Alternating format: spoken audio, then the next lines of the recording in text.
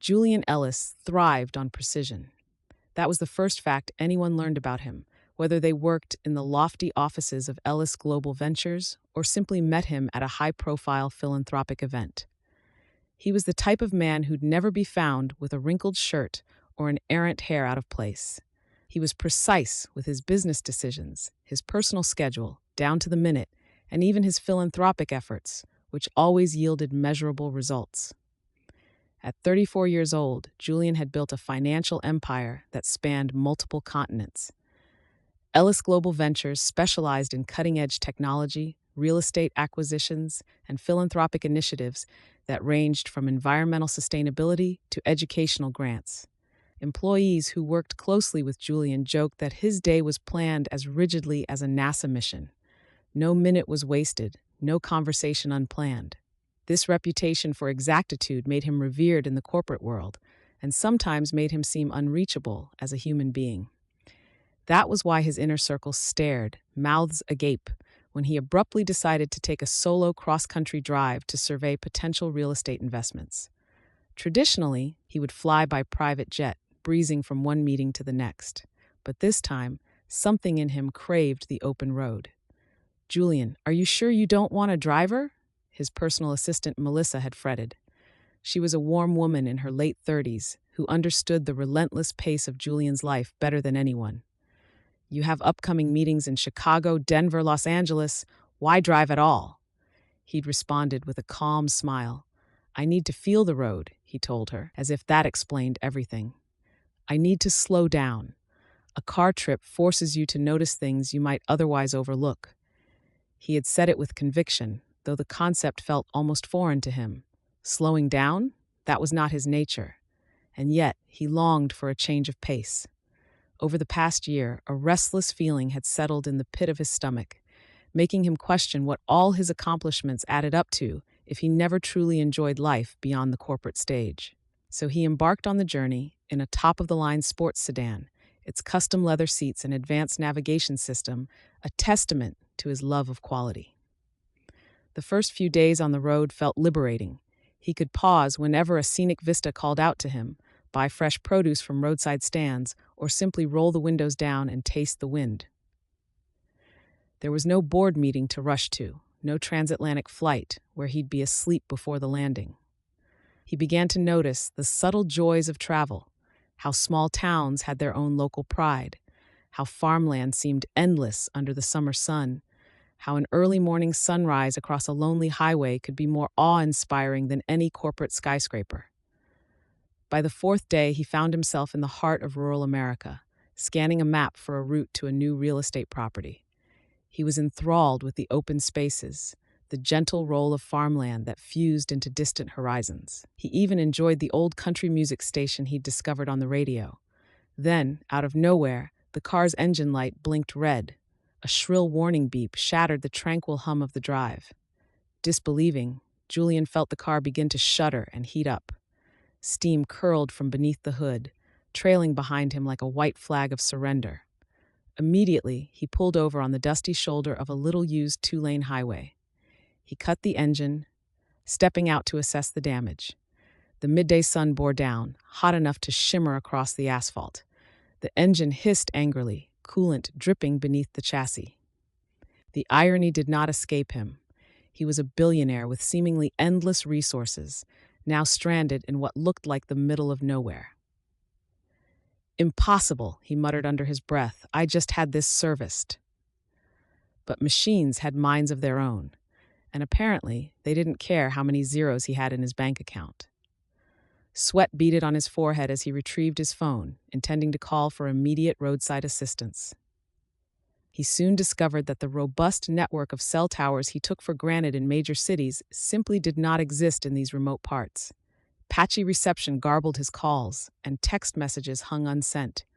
Anxiety clutched at him. This was not a scenario he'd accounted for in his meticulously planned itinerary. He glanced at a wooden sign by the roadside. "Welcome to Rosefield. Population 2,930. The place barely seemed like a speck on the map. With the nearest major city seemingly hours away, he realized he might be stuck here longer than he ever intended. Julian's frustration simmered as he attempted to check the engine himself, only to confirm he lacked the mechanical know-how to do more than stare at the busted radiator hose. Resigned, he wiped sweat off his brow and gathered his suit jacket from the passenger seat. Then he started walking toward Rosefield, hoping the tiny town might have at least one reliable mechanic. The short walk took him past a few scattered houses with front porches and yards. Flower boxes brimming with geraniums glowed in the unrelenting sun. Cats lounged under pickup trucks. The single main street offered a handful of shops, a bakery that smelled of fresh bread, a hardware store crammed with tools, and a small boutique displaying hand-knitted blankets in its window. Despite his predicament, Julian found something comforting about the place. Painted murals on brick walls, wooden benches outside the bakery where a pair of older gentlemen sat chatting. Life seemed to move slowly here. In his world, there was always an assistant reminding him of upcoming appointments, a phone buzzing with urgent notifications. But Rosefield exuded a tranquility that calmed him, even as he wrestled with frustration over his car. He spotted an old payphone near the corner, but the handset dangled uselessly from its cradle, clearly out of service. Kicking a small stone in exasperation, he scanned the road for anyone who could help. Finally, he heard the rumble of a tow truck. An older man, wearing a sun-bleached cap, slowed when he saw Julian waving him down. "You all right, son?" the man asked, voice tinged with concern. Julian explained the overheated car and his lack of cell reception. The older man, who introduced himself as Hank, offered a broad, toothy grin and gestured to the passenger seat. "Hop on in, I'll tow you to the best mechanic in town, Wren's garage." He quickly realized, best mechanic in town might also be the only mechanic in town, but beggars couldn't be choosers. Grateful, Julian climbed in. The seat squeaked under his weight, and he held his suit jacket on his lap, feeling out of place amid the tow truck's worn upholstery. Hank didn't pry too much, only made small talk. "Not often we get out-of-towners driving fancy cars like yours. You traveling for pleasure or business?" "A bit of both," Julian answered, choosing not to mention the extent of his business empire. The last thing he needed was to have word spread about a billionaire stranded in Rosefield. He'd already had enough drama for one day. They drove back to Julian's sedan, hooked it up, and returned down the dusty main street, turning into a modest open-bay workshop with a hand-painted sign, Wren's Garage. Car parts littered the gravel lot, and the tang of engine grease hung in the warm air. A female voice called from inside, "Hey, Hank, what you got for me today?" Stepping out of the shadows was the garage's owner, Wren Carter. She wore gray coveralls stained with oil, curly auburn hair escaping a practical ponytail. A streak of grease ran along her cheekbone. Julian's immediate impression was a combination of capability and approachability. She looked at him with disarming directness, as though sizing up a puzzle. "Found this fella on the highway," Hank explained, patting the hood of the sedan with gentle mockery. "Guess even fancy cars break down eventually." Wren responded with a wry grin. "That they do. Let's see what's going on." She slid gloves over her slim hands and efficiently popped the hood, leaning in to inspect the damage. Julian hovered nearby, realizing he was holding his breath. In his corporate sphere, people either groveled for his favor or cowered in intimidation. This woman was neither starstruck nor dismissive. She simply focused on her job, eyes flashing with keen intelligence whenever she tugged at a hose or inspected the radiator. After a series of quick checks, she straightened up. "Radiator's busted," she reported, voice steady. "And you've definitely got a coolant leak. Could be minor or major, but either way, we'll need new parts. I don't carry this fancy brand, so I'll have to order. That's at least a couple days' wait." Julian couldn't hide his dismay. "A couple of days? Are you sure? I'm on a bit of a tight schedule." A brief flicker of amusement crossed her features. "I'm sure you are, but unless you have a direct line to a big auto distributor, and I mean the kind who can teleport, 2 days minimum is about right. We can expedite shipping, but that'll tack on extra fees." He exhaled. "That's fine. Money's not an issue. Please just do whatever you need to do to speed things up." Wren didn't miss the slight arrogance in his tone, but she also noticed the tension tightening his jaw. "Then I'll get on it today," she said, making a note on a stained notepad. Meanwhile, the Rosefield Inn's just a block away if you need a place to stay. Town's not big, so you can't really get lost. At that, Julian offered a tight-lipped smile. I appreciate it, Miss Carter, was it? She nodded. Wren Carter, I'll be in touch when I know more. He thanked her, then followed Hank's directions to the Rosefield Inn, suspecting his next few days would be an unexpected detour from his carefully laid plans. Little did he know, this detour would become a pivotal crossroad in his life, one that no corporate schedule could have predicted. The Rosefield Inn was a quaint two-story bed and breakfast with baskets of wildflowers hanging from each window.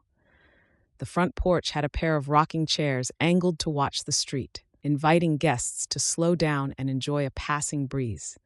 Inside, the inn was decorated with floral wallpaper and crocheted doilies that reminded Julian of bygone eras. The proprietor, a grandmotherly woman named Marjorie, introduced herself with evident delight. She immediately fussed over Julian, who felt as though he'd become her new project. Oh dear, we don't get many travelers as well dressed as you, she remarked in a chipper tone. Let me guess, business troubles, or maybe just passing through. He forced a congenial smile, not wanting to lie outright. A bit of both, ma'am. My car broke down, so I'll be here until it's fixed. Ah, well, Wren's the best. She used to help her father back when she was just a teenager.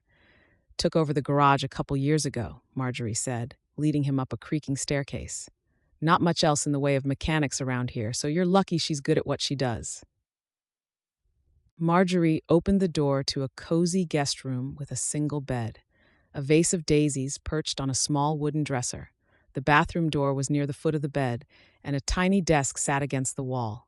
It was hardly bigger than the walk-in closet in Julian's penthouse suite back in the city, but it looked clean and comfortable. No TV in here, but there's one in the common lounge, Marjorie explained apologetically. And we do have Wi-Fi, though sometimes it's slow. If there's anything you need, darling, just holler. And I serve breakfast from 7 to 9, homemade biscuits and jam. He found himself nodding, a touch overwhelmed by her warmth. Back in the city, every hotel check-in was cold and impersonal. Here, he felt like a guest in someone's home. Thank you, Marjorie, he said, and he meant it.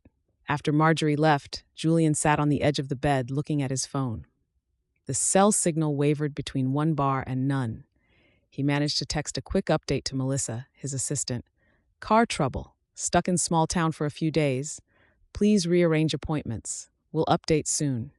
He tried to call her, but the call dropped before he could get out more than a greeting. Sighing, he realized he would be forced to adapt. No teleconferences or multitasking. A reluctant acceptance seeped in. Maybe this forced break could become a small gift. An opportunity to clear his head. Rosefield's main street was only a few minutes' walk from the inn. Julian discovered a quaint diner called Geraldine's, which boasted the region's best apple pie. With little else to do, he ventured inside that first evening. The interior smelled of fried chicken and sweet dough. Waitresses in pastel uniforms hurried between tables of local farmers. As soon as Julian walked in, a few people glanced his way. He tried to appear unassuming, but in his tailored slacks and polished shoes, he might as well have been wearing a neon sign saying, "I'm not from here." One of the waitresses, a chipper brunette with a ponytail, smiled. Sit anywhere you like, Han. He chose a small booth near the window, scanning the menu. He hadn't eaten diner food in years, typically opting for Michelin-starred restaurants or private catering. Yet here, everything from the fried catfish special to the slice of warm apple pie looked oddly enticing. He ordered a simple meal, meatloaf, mashed potatoes, a side of greens, and was astonished at how satisfying it tasted. Rich, hearty, and real. It reminded him of homemade meals from his childhood, back when his mother would occasionally set aside her own busy schedule to cook. His phone buzzed faintly in his pocket. The reception flickered with every passing minute. Another text from Melissa. Board is anxious about a few new acquisitions. They want to know where you are. He typed out a quick reply. We'll handle everything as soon as I'm back. No worries. Let them know all's under control. He doubted she'd even receive it in real time, but he tried. Setting his phone aside, Julian found himself people-watching. The older farmers discussing the weather, a young couple feeding bits of pie to their toddler, the waitress laughing with a man at the counter about something that happened at the local hardware store. No one seemed to be in a hurry. The hum of conversation lulled him, a stark contrast to the phone-obsessed frenzy of big city restaurants. When he finished his meal, he realized he felt content. No rushing off to a meeting, no urgent phone calls, just a belly full of delicious diner fare and an evening stretching before him. He decided to walk it off, meandering through Rosefield's side streets. He passed a few more residential blocks, modest houses with well-tended lawns, wooden fences, kids playing on swings. Eventually, he circled back toward the inn, the neon sign of a local bar blinking in the distance. He hesitated for a moment, considering whether to go inside for a drink, but decided against it. The day's heat and tension had worn him out. Besides, he wasn't sure how well he'd be received by the regulars. He returned to his floral wallpapered room and slept more soundly than he had in weeks. Wren Carter woke before dawn the next day. Managing the garage alone was no small task. She'd been doing it ever since her father, the original founder of Wren's Garage, passed away from a sudden stroke 2 years ago. People in town had whispered that she might close shop or sell it to someone else, but Wren had never considered giving up. Working on cars was in her blood. She felt her father's presence every time she pulled on a pair of coveralls. That morning, her first job was to finish an oil change for a neighbor, Mr. Alvarez, then check the parts order for Julian's fancy sports sedan. She was used to working on pickups, older sedans, and the occasional SUV. High-end sports cars rarely came through Rosefield unless someone took a wrong turn. She had initially assumed City Boy might talk down to her, but he hadn't. He was polite enough, she mused, remembering the taut line of his mouth when she said it would take a couple days. She typed a quick email to the parts distributor, then brushed off her greasy hands on a rag. All the while, her mind kept drifting to the expression on his face when he realized he'd be stuck in Rosefield. He had looked like a man unaccustomed to relinquishing control. By late morning, she heard the soft purr of footsteps on gravel. She turned around to see Julian standing there, wearing a fresh button-down shirt and slacks. A slight sheen of sweat highlighted his brow. "Morning," he greeted. "Figured I'd swing by to see if there's any news on the car." Wren nodded, taking in how he still managed to look professional despite the dusty surroundings. "Parts should arrive tomorrow. I might be able to finish installation the same day. Depends on how fast shipping is." He sighed, visibly tamping down impatience. "Understood. Thanks for making the calls. Let me know if you need anything from me. Payment, signature, whatever." She noticed a twinge of guilt in his eyes. "Don't worry. I don't start charging interest if you hover," she teased dryly. "But I do have a lot of work. You might get bored standing here." A faint smile touched his lips. "Maybe I can help?" She raised a brow, trying to imagine this polished man helping in a grease-stained garage. "Help, huh?" She pointed to a battered old truck. "You can hand me tools while I replace this carburetor, unless you're squeamish about oil." To her surprise, he rolled up his sleeves. "I might not be great at this, but I'm willing to try." So she showed him how to hold a flashlight at just the right angle and fetch her various wrenches. He stumbled over some tool names, but asked questions with genuine curiosity. She explained the intricacies of the engine, noticing how he quickly grasped mechanical logic once she connected it to something conceptual, like the pipeline of an engine to a business supply chain. They both found themselves laughing at the comparison. There was an ease between them that neither expected. Julian, used to giving orders, discovered a strange relief in simply following instructions. Wren, used to doing everything alone, found a small but comforting camaraderie in his willingness to learn. "Do you ever get bored out here?" he asked at one point, handing her a socket wrench. She gave a thoughtful shrug. "I guess it can feel slow, but I stay busy with the garage, and I like the people here. My dad raised me to value the simple things. He was big on honesty, hard work, and treating folks right. That's enough to keep me grounded." He nodded, letting her words sink in. "I can see why. The city can be exhausting sometimes. Everyone always wants more. More growth, more profit, more expansions. It can lose its soul." His confession was quiet but heartfelt, as though he were processing his own thoughts in real time. 7%. Wren paused, peering up at him. So what are you doing out here exactly? Julian gave a wry laugh. I was scouting new properties. My company invests in real estate, but I also needed, I don't know, a break to remember what it's like to just live. She smirked, gesturing at the old truck. Well, you're definitely living now. He let out a small chuckle, their gazes locked for a moment. She found herself wondering if there was more beneath his polished exterior, something bruised or lonely. Then she shook the thought away. She barely knew him. Still, something tugged inside her chest, as if a door had cracked open. She'd never been the type to believe in grand destinies, but she had to admit, this city billionaire might just be more human than she initially gave him credit for. Word spread quickly that a stranger, who drove an expensive sports car, was stuck in Rosefield. Yet the locals, being polite folk, mostly left Julian alone unless they happened to see him around town. Over the next 2 days, he settled into a gentle rhythm that was entirely new to him. Mornings at the inn meant homemade biscuits, jam, and strong coffee, served by Marjorie, who insisted he looked too thin for his own good. He would then walk over to Wren's garage to check on updates and sometimes lend a hand with menial tasks. In the afternoons, with his phone still on the fritz, he'd pop into the diner or wander around the dusty roads, absorbing how different life was here compared to his boardrooms and penthouses. One evening, after finishing a slice of the diner's famed apple pie, he found himself outside on the main street, watching the sunset spread pink and gold across the horizon. Without skyscrapers obscuring the view, he noticed how vast and beautiful the sky could be. He heard someone call his name from across the street. Squinting, he recognized Wren, still in her coveralls, though she'd knotted the arms around her waist, revealing a plain black t-shirt. Oil stains smeared her forearms. Hey, she said, crossing over to him. Figured I'd find you here. He smiled. It's the pie. I can't stop eating it. She laughed softly. Can't blame you. It's legendary in these parts. She paused, glancing at the horizon. Sometimes I forget how pretty it is here. You grow up with it. You stop noticing. He followed her gaze to the streaks of color overhead. It's good to stop, to see it. They stood quietly for a few moments, side by side. The day's heat still radiated from the asphalt. Wren noticed how Julian's posture, usually so rigid, seemed to soften.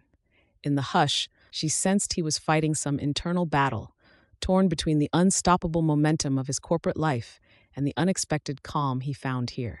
Finally, he cleared his throat. You must be exhausted. All that mechanical work in this heat, she shrugged. It's what I do. It's not glamorous, but it's honest work. No, he said softly, it's impressive work.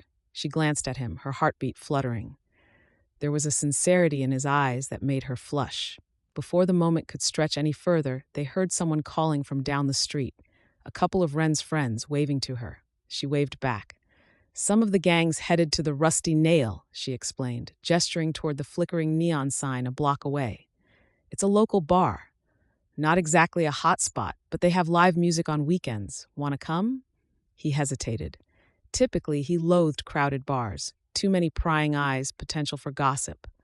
But in Rosefield, the vibe felt different, and a gentle curiosity about Wren's life tugged at him. Sure, he said, giving a quick smile. Let's go. The Rusty Nail was as rustic as its name implied. Scuffed wooden floors, neon beer signs glowing around a small stage, and a jukebox in the corner. A local country band was setting up on stage. Groups of people sat at mismatched tables, sipping beer or chatting amiably. Wren's friends waved as they entered. 2 women, Holly and Dawn, and a man named Chase, who wore a baseball cap and seemed perpetually ready to laugh. They greeted Wren with easy familiarity, looking with undisguised curiosity at Julian. You must be the city fella who got stuck with car trouble, said Chase, half smiling. Heard about that fancy sedan you got. Julian simply nodded, used to such comments by now. I guess that's me. Holly, a short woman with curly blonde hair, patted the empty stool beside her. You can sit here, we don't bite. Wren settled beside him, ordering a round of beers. Julian, not usually a beer drinker, gamely took a sip. The hoppy bitterness made him cough, earning a round of light-hearted teasing from the group. Conversation soon turned to the goings-on of Rosefield, a new farmers market opening next month, a rumor that the town council wanted to fix up the school gym, an upcoming barn dance. Julian listened, intrigued at how these small-town concerns had the same weight and importance here that million-dollar deals did in his own world. Each place had its own scale of what mattered. After a couple of drinks, Wren and Chase got into a boisterous debate about the best method to fix a cracked engine block. Holly and Dawn cheered them on, occasionally tossing in jokes. Julian found himself half lost in the mechanical jargon, but oddly, he was enjoying the easy camaraderie. At one point, Dawn asked Julian outright, "So, do you actually like it here? This must be a big change from fancy offices and chauffeured cars." He paused, swirling his beer. "It is," he admitted, "but I do like it. It's nice to slow down. In my usual life, everything is about the next big deal. It can be draining." Wren shot him a quick, searching glance. Something in his voice revealed a vulnerability. She wasn't used to men admitting they were tired of success.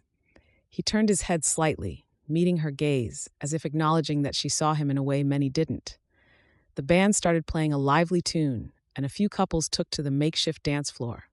Holly urged everyone to get up and dance. After some cajoling, Wren allowed herself to be pulled up, ignoring her grease-stained t-shirt and scuffed boots. She had a carefree sway to her hips as she danced with her friends. Julian, never much of a dancer, stayed back, content to watch. The swirl of color and laughter made the bar feel like a small universe, one where deadlines and board meetings didn't matter. Wren laughed aloud at something Chase said, spinning in place. Julian sipped his beer slowly, a warm feeling spreading in his chest, a mingling of admiration and envy for the way she could just be. When the song ended, Wren dropped back onto her stool, cheeks flushed. "You looked like you were having fun," Julian commented. She grinned. "It's all in good fun." Then, as if on a whim, she asked, "Want me to show you how to two-step?" He nearly balked, glancing at the dance floor. "I'm not great at dancing." "Not asking if you're great, just asking if you'll try," she teased. After a bit of playful pestering from the group, Julian stood, feeling uncharacteristically nervous. Wren guided his hands into position, explaining the basic step. Quick, quick, slow, slow. It took him a moment to find a rhythm. He stepped on her foot once, apologized profusely, and tried again. She just laughed, telling him to loosen up. Something clicked when he finally stopped overthinking it. He could feel the beat of the music, the warmth of her hand on his shoulder. She smelled faintly of engine oil and lavender soap, a combination that oddly suited her. For a few fleeting minutes, he forgot who he was, Julian Ellis, corporate titan, and simply moved in time with a small-town mechanic who could light up a room with her laugh. By the time the music wound down, they were both a little breathless. In that moment, under the low-hanging lights of the Rusty Nail, something seemed to pass between them, an unspoken recognition that their lives, for all their differences, had found a strange but compelling intersection. The next day, Wren called Julian around noon with good news. "Parts arrived. I'm digging into your engine as we speak." He walked over to the garage, finding her carefully installing the new radiator. The space was strewn with wrenches, stray bolts, and open manuals. A battered portable radio played low country tunes. She seemed deeply focused, her brow furrowed with concentration. He greeted her softly, trying not to interrupt. She glanced up. "Perfect timing. I'm about to test the coolant system. Want to watch?" He nodded, rolling up his sleeves. She explained every step, how she flushed out the old fluid, attached new hoses, and checked for leaks. Her voice grew animated, eyes shining whenever she described the complexities of the engine's design. Julian found himself captivated by her passion. No corporate brochure or flamboyant product launch had ever carried the same earnest spark as Wren describing mechanical parts. Finally, she wiped her hands on a rag. "I want to do a test drive later, just to make sure everything's solid. If you're not comfortable with me behind the wheel, I get it, but I'd prefer to listen for any strange noises myself." He hesitated a second, then nodded. "You fixed it. I trust you." She gave him a grateful smile, the edges of her eyes crinkling. "Great. Let's go around 5 when it's not scorching hot." That evening, they set out along a winding back road, farmland stretching into the distance. Wren handled the car as if it were her own, gently accelerating, testing the brakes, listening with practiced attention to the engine's hum. Julian watched her, arms folded across the passenger seat. He noticed how alive she looked behind the wheel, how she angled her head to catch subtle vibrations in the chassis. She was a study in capability. They reached a scenic overlook as dusk settled in. Pink and orange streaked across the sky, merging with the farmland's silhouettes. Wren pulled over, letting the engine idle, stepping out to lean against the hood. Julian joined her, inhaling the scent of warm earth and distant hay. Crickets chirped in the undergrowth. For a moment, they just watched the sunset. "So," she said softly, "car's running well. I think you'll be free to leave tomorrow if you want." He nodded, feeling a strange weight press against his chest. A part of him didn't want to leave, though he knew he should. "That's good. I appreciate everything you've done." She shifted, crossing her arms over her chest. "No problem. It's what I do." He studied her profile. "But you do it with heart," he murmured. She met his gaze, a question flickering there. "I'm serious," he said. "I've met countless professionals, mechanics, engineers, executives. You have a passion and honesty that's rare." She glanced away, a touch flustered. "Thanks," she said quietly. Then, as though compelled by the moment, she added, "Can I ask you something?" "Of course." "I get the sense you're not fully happy with your life," she ventured. "You have more money than anyone around here, but there's something else going on. Am I wrong?" Julian stared at the horizon. He wasn't used to people calling him out on his private dilemmas. Yet Wren's question was asked without judgment. "I'm not unhappy," he began slowly, "but I've been chasing success for so long, building my company, traveling constantly, that I lost track of why I started. Lately, I've felt empty, like I've constructed this massive empire but forgot to make time for, well, living." She nodded, empathy softening her gaze. "My dad used to say, if you don't find time for simple joys, the big achievements feel hollow." She gave him a thoughtful look. "What do you want, Julian? Beyond business?" He opened his mouth, then closed it, surprised by how complicated the question felt. "I honestly don't know," he admitted. "I guess I want connection, something real." Wren looked at him for a long moment, an unspoken understanding passing between them. Then she placed her hand gently on his arm, the warmth of her touch sending a subtle current through him. "I get it," she murmured. "Sometimes real is hard to find." The sun dipped lower, painting the sky in fiery reds. They stood there, side by side, letting the quiet envelop them, until finally they got back in the car, returning to Rosefield with a hum of unspoken possibility between them. By the following morning, Wren pronounced the repairs complete. She even handed Julian a modest invoice, far less than he'd expected for expedited shipping and late-night labor. He frowned at the number. "This is too low," he said flatly. "You put in more hours than this, and the shipping alone." She waved off his concern. "That's what it costs. I'm not in the business of gouging people, and I'll still make enough to keep the lights on." He felt a swell of admiration and guilt at how easy it was for him to toss money around. "Then let me at least give you a tip," he said, scribbling a figure on a check that was double the invoice. Her eyes widened as she read it, but she didn't protest. She just gave him a wry smile, as though acknowledging he was going to do what he wanted anyway.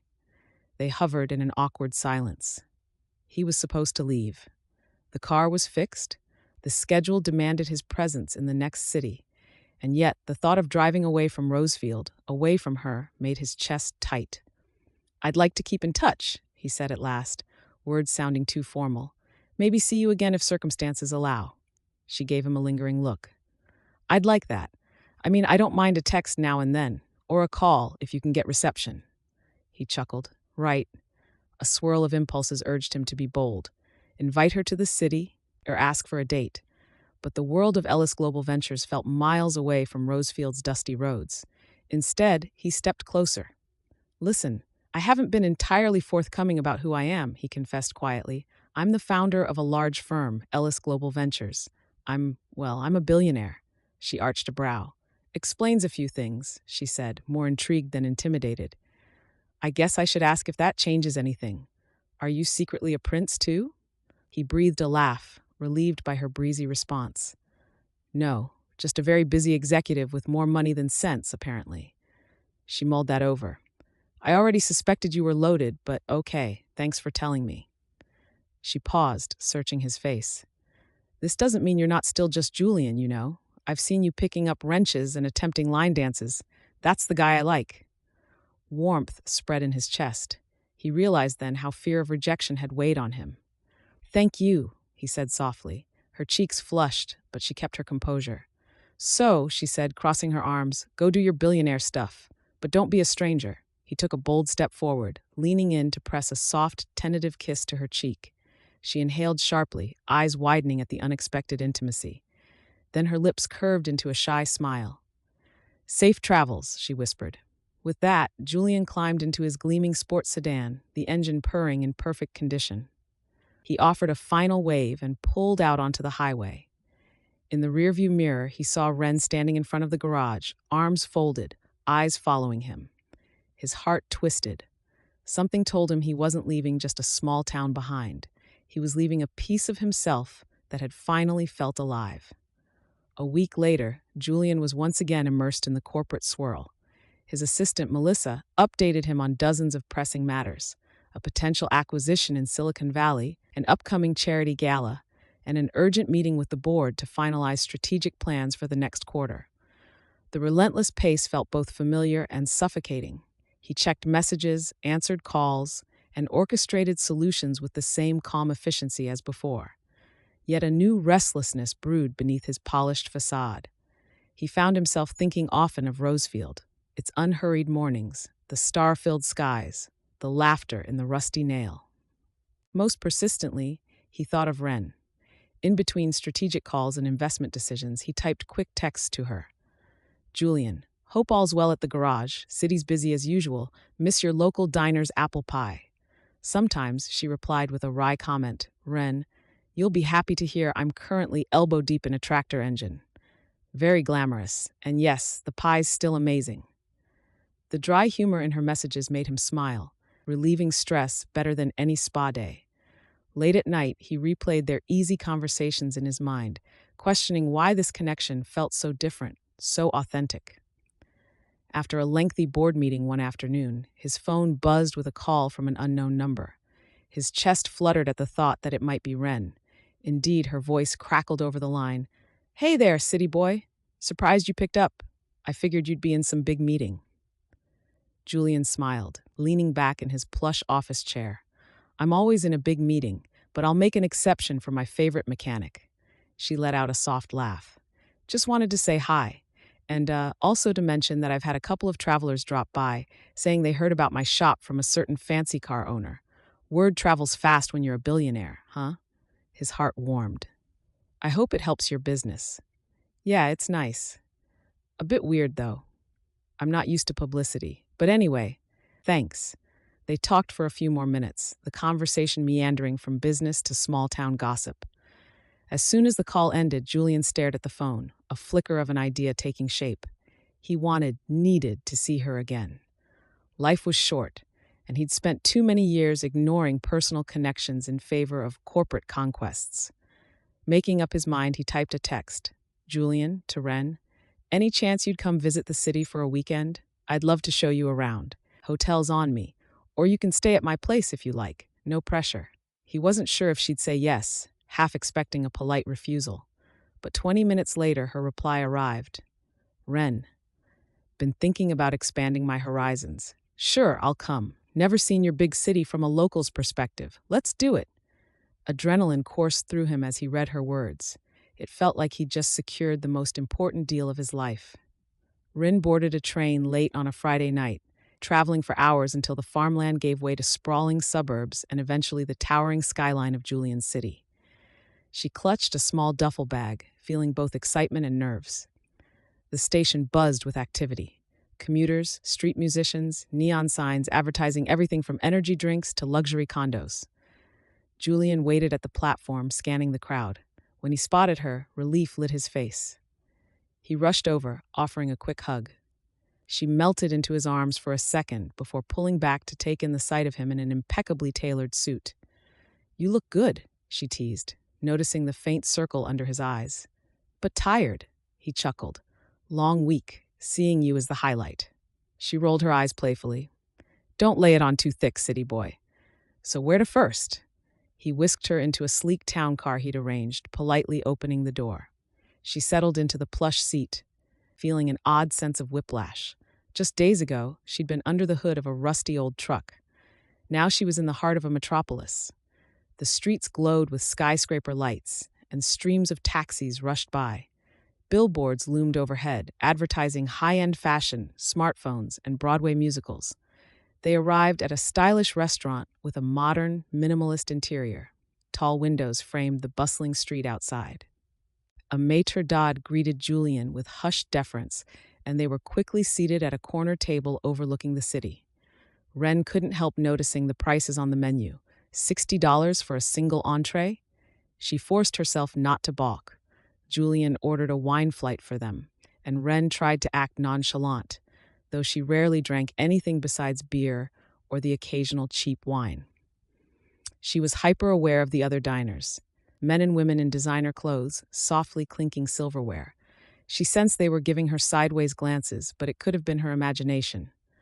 "You all right?" Julian asked, noticing her tension. She gave him a half smile. "I'm fine. Just getting used to this. Everyone seems so polished." He reached across the table and gently squeezed her hand. "You belong here as much as anyone. Trust me." The warmth of his touch eased her nerves.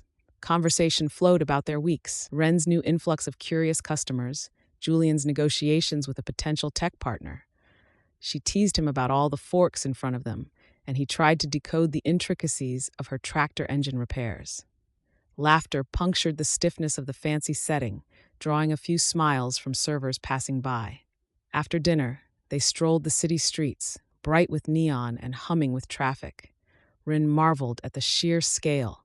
So many skyscrapers, so many anonymous faces. "It's overwhelming," she admitted, lacing her fingers with Julian's as they walked, but in an exciting way. He pointed out various landmarks, a historic theater, a famous hotel, the corporate headquarters of Ellis Global Ventures. She raised an eyebrow at the gleaming tower bearing a massive Ellis sign across the top floors. "That's you, huh?" he chuckled. "That's me. Not sure if it's something to brag about or an eyesore." She gave him a soft nudge. "It's impressive, but I get the sense that huge buildings aren't fulfilling you as much lately." He shrugged, gaze drifting up the steel facade. "Sometimes success can trap you. You build these structures and realize you're stuck inside them, never stepping out into fresh air." Wren absorbed his words, pressing closer to him as they crossed a busy intersection. She could sense how alone he felt here, amid the sea of bustling crowds. Back in Rosefield, she'd never seen him look quite so guarded. If only everyone could see the man who'd helped me fix an old truck, or try to two-step, she thought. That night, he took her to his penthouse, a sprawling suite high above the city. The walls were adorned with modern art, and floor-to-ceiling windows offered panoramic views.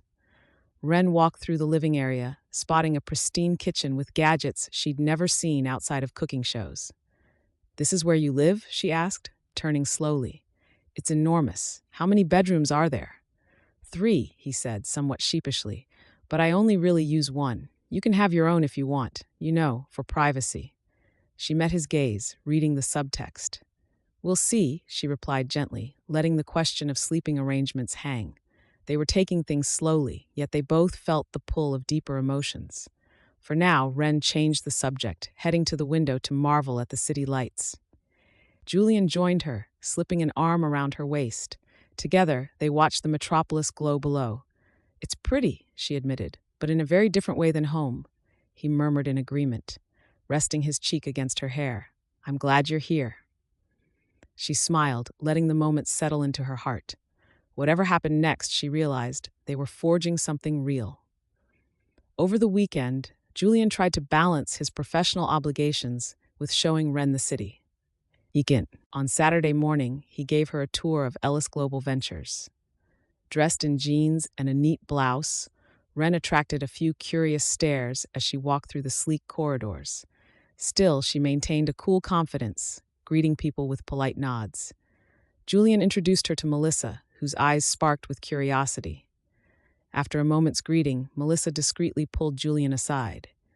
"Is she special?" she asked pointedly. Julian cleared his throat, struggling for a suitable reply. "Yes," he finally said. She is. Melissa smiled knowingly. Good, you deserve someone who sees you beyond the business. The comment struck him. He nodded, touched by her insight. They moved on, showing Wren a research lab where new tech prototypes were tested. While Julian spoke with an employee about a financial matter, Wren wandered among the displays, fascinated by advanced designs for electric cars and eco-friendly engines. A young engineer struck up a conversation with her, explaining some mechanical intricacies. Wren asked sharp, informed questions, drawing appreciative nods from the engineer. Julian, returning from his mini-meeting, noticed how animated Wren was, discussing torque and thermal efficiency. A sense of pride filled him. She belonged in any conversation, here or in Rosefield. Yet, a subtle tension surfaced when his phone started buzzing incessantly. Emails demanding immediate attention, calls from board members in different time zones. He tried to silence them, but the constant demands chipped away at his focus on Wren. Eventually, they went to lunch at a rooftop cafe. Wren saw how distracted he was, taking one urgent call after another. "You okay?" she asked once he hung up. He exhaled. "Yeah, just some overseas clients freaking out about a project timeline. I'm sorry, this wasn't how I wanted to spend the day." She reached across the table, placing her hand on his. "You've got a business to run, Julian. I knew what I was getting into." He looked at her gratefully. Still, the stress weighed on him. Every phone notification reminded him of the unstoppable machine he'd built. He'd once cherished that sense of power and responsibility, but now it felt like wearing a too-tight suit. That evening, after a day of sightseeing and business distractions, they returned to the penthouse. Julian prepared a simple meal, admittedly with some direction from Wren, who found his lack of kitchen skills both adorable and borderline dangerous. She chopped vegetables. He tried not to burn the chicken. Eventually, they managed a passable dinner. They took their plates out to the penthouse balcony, the sky turning lavender as the sun set behind skyscrapers. The city glimmered, a sea of lights that stretched endlessly. Wren stared at the horizon. "Hard to believe it's the same sky from Rosefield." Julian sipped his wine, leaning on the railing. "I sometimes forget to even look up. Not much stargazing to do with all this light pollution. Feels like we're missing out on half the show." She glanced sideways at him, taking in the tension along his jaw. "Tell me what's bothering you," she said softly. He set his glass down, exhaling heavily. "Seeing you here has made me realize how complicated my life is. I don't want to lose you, but I also know this environment can be suffocating. I'm chained to it in many ways: board responsibilities, expansion plans, employees counting on me." Wren nodded, heart twisting with sympathy. "I get it. I'm not here to rescue you from your job. You worked hard for this." He grimaced. "But at what cost? I've poured everything into the company, built these massive skyscrapers, minted more money than I could spend in 10 lifetimes. And yet, I feel like I'm finally learning how to just be present when I'm around you." She reached for his hand, threading her fingers through his. "Maybe you can have both, the business and some realness. You don't have to throw away your success to find happiness." Silence hovered between them, the low hum of city traffic far below. Finally, he turned, cupping her cheek with one hand. "I'm trying to figure out how. Promise you won't give up on me too soon?"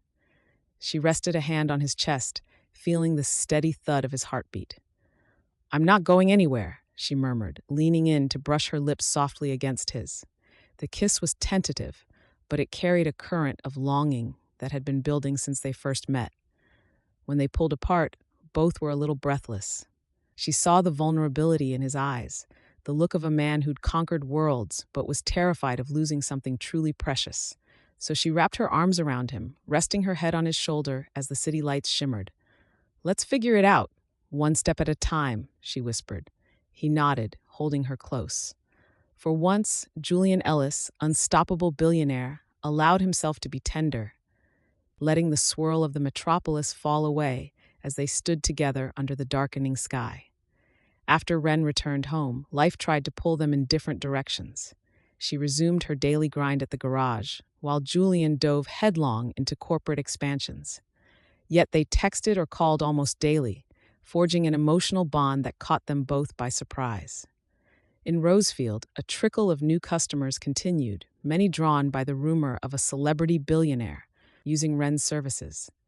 She hired a part-time mechanic, a wiry, middle-aged woman named Rachel, who had years of experience but little opportunity in the limited job market. With the new help, Wren felt the garage's workload become more manageable. In the city, Julian juggled high-stakes deals.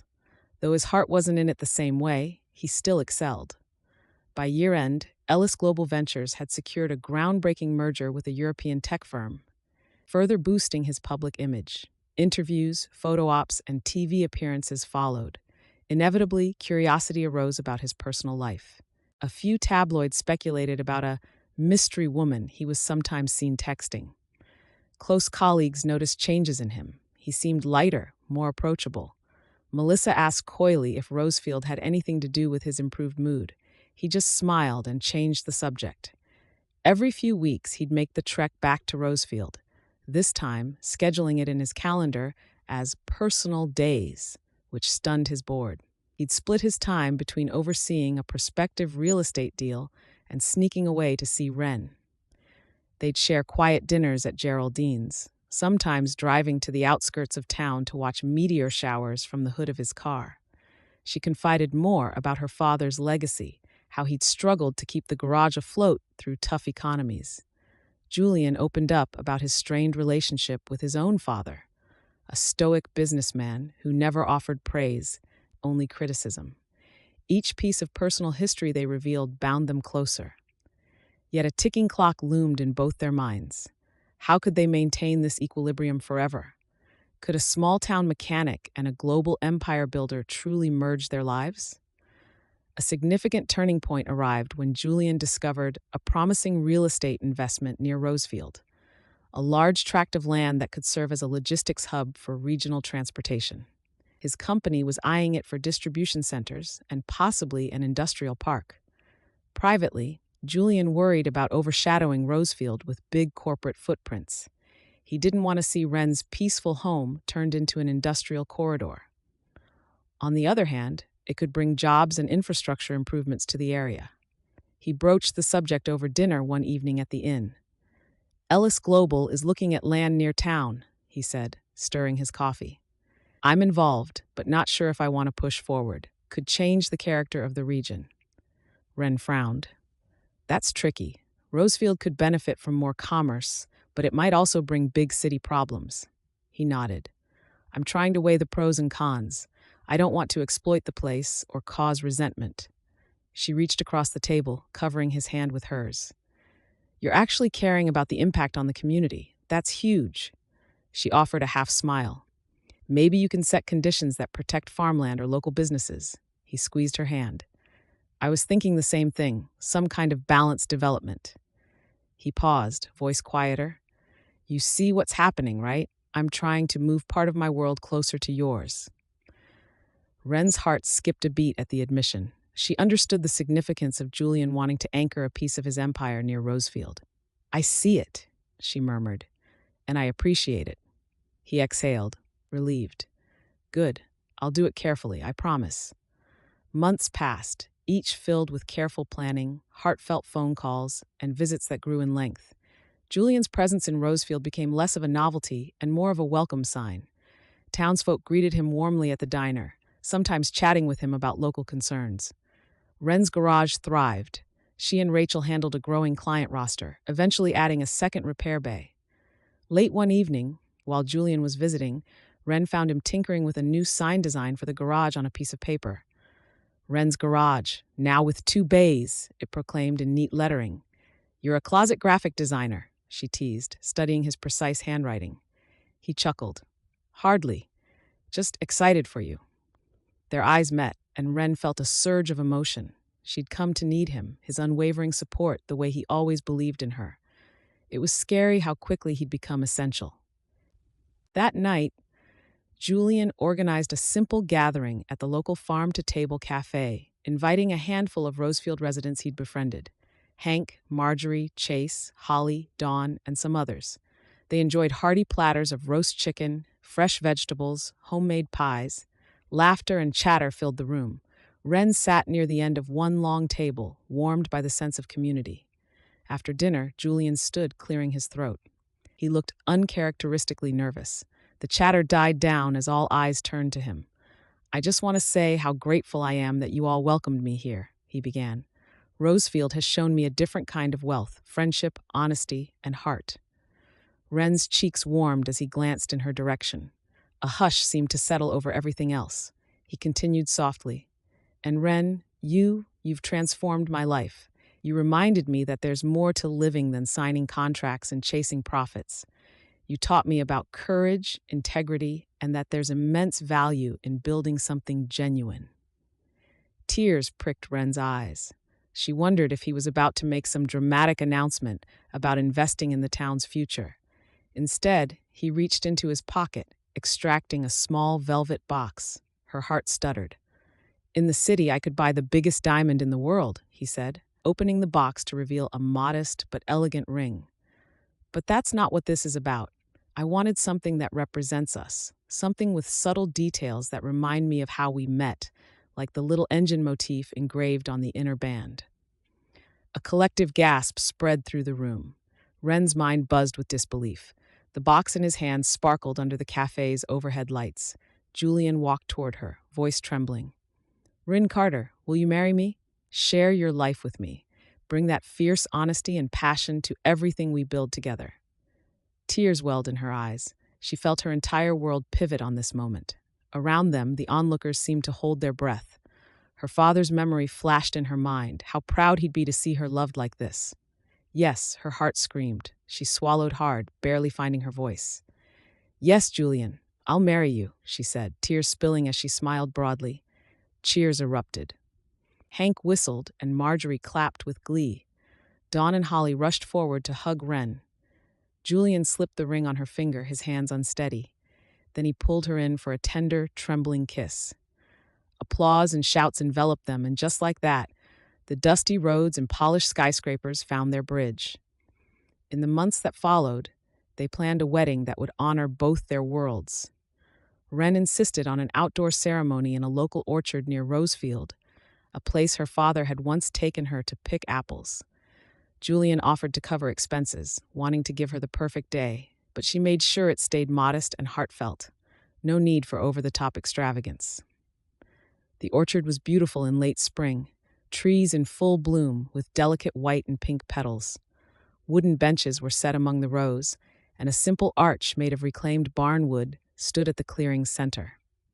Marjorie helped with decorations, stringing fairy lights and placing bouquets of wildflowers along the aisle. On the morning of the ceremony, Wren dressed in a timeless ivory gown that hugged her form without too much lace or frill. Her curls were pinned loosely, a fresh flower tucked behind one ear. In the mirror, she hardly recognized herself. There was a glow in her eyes, a testament to love and the exhilarating unknown that lay ahead. Julian waited at the arch, wearing a sharp but understated suit, his hair neatly combed. He looked outwardly calm, but inside his pulse pounded. Friends and colleagues from both spheres mingled on the benches. Wren's local friends in simple sundresses, some of Julian's business associates in tailored suits. Strangely, it felt harmonious. The orchard's gentle breeze carried the fragrance of blossoms, an apt setting for the union of two seemingly different worlds. When Wren appeared at the end of the aisle, Julian's breath caught. She was radiant, every bit the fierce, kind-hearted woman who had repaired his engine and his heart. As she walked toward him, a hush fell. Sunlight filtered through the blossoms, creating patterns of shadow and light across her gown. Her eyes locked on his, shining with emotion. They exchanged vows that captured the essence of their journey. Wren spoke of how Julian had reminded her that dreaming big could still be genuine, that an open heart could find love in the most unexpected places. Julian spoke of the freedom and authenticity she had brought into his once rigid life, and how he vowed never to lose sight of simple joys again. They sealed their promises with rings that gleamed modestly in the orchard light, rings that might not have impressed the society pages, but had meaning beyond measure. When the officiant declared them husband and wife, the small crowd erupted in cheers. Petals drifted down from the orchard trees, as though nature itself blessed the union. They embraced, tears in their eyes, hearts pounding with the knowledge that what they had was rare and very real. Their story was not always easy, but it was theirs. After the wedding, Wren and Julian split their time between the city penthouse and a small, renovated farmhouse on the outskirts of Rosefield. They also carved out space for each other's passions. In Rosefield, Wren continued to run her garage with Rachel. She gained new customers, partly due to her relationship with Julian. But she never compromised her principles, offering fair prices and refusing to upcharge despite wealthier clientele. She insisted on protecting her father's legacy, an honest day's work, a fair shake for every customer. Julian, meanwhile, oversaw Ellis Global Ventures, but with a more balanced perspective. He delegated responsibilities more often, ensuring he could step back for family time or an impromptu trip to the orchard. He launched a philanthropic initiative focusing on rural communities, building out infrastructure and supporting local businesses. Whenever doubts crept in that he was losing his edge, he remembered the orchard, the small diner, and the love in Wren's eyes. He found joy in building a gentler empire, one that cared for people as much as profits. Their different backgrounds occasionally led to disagreements. Sometimes Wren bristled at Julian's reflex to throw money at problems, worried it might overshadow the values she cherished. Sometimes Julian felt overwhelmed by small-town politics or limited amenities. But they tackled each challenge with the same honesty that had brought them together, always returning to the vow that they would merge their worlds without losing who they were. On a bright summer afternoon, Julian and Wren found themselves once again in the front seat of his original sports sedan, the same one that had broken down on that dusty highway. This time they were driving it for pleasure, with no urgent meetings or forced detours. The newly repaired engine purred smoothly under Wren's skillful tune-ups. They cruised along back roads, the windows rolled down to let in fresh country air. Fields of wildflowers painted the landscape, and Wren pointed out distant barns, each holding a story. Julian's hand rested on hers over the console, the ring glinting in the sunshine. At one point, they passed the exact spot where the car had originally overheated. Julian slowed, a soft smile curving his lips. "Crazy how much has changed since that day," he murmured, pulling the car onto the shoulder. Wren squeezed his hand. "The best breakdown of our lives." They stepped out, inhaling the scent of grass and dust. Wren hopped up on the hood, patting the spot beside her. Together, they watched the sky, its endless possibility reminding them how far they'd come. No paparazzi, no board agendas, no ticking clock, just two hearts connected by fate, or maybe just by chance. But whichever it was, it felt right. Julian wrapped an arm around Wren, pressing a gentle kiss to the crown of her head. "I used to think every moment had to be planned," he mused, voice low. "But I see now that sometimes the best moments happen when you let life surprise you." She smiled, turning to kiss him softly. "Guess we'll keep letting it surprise us, city boy." Hand in hand, they climbed back into the sedan and continued down the open road. The sun blazed overhead. The wind carried the promise of future adventures. And in that shared silence, they both understood. Sometimes a broken radiator can lead you straight to the greatest love you never saw coming.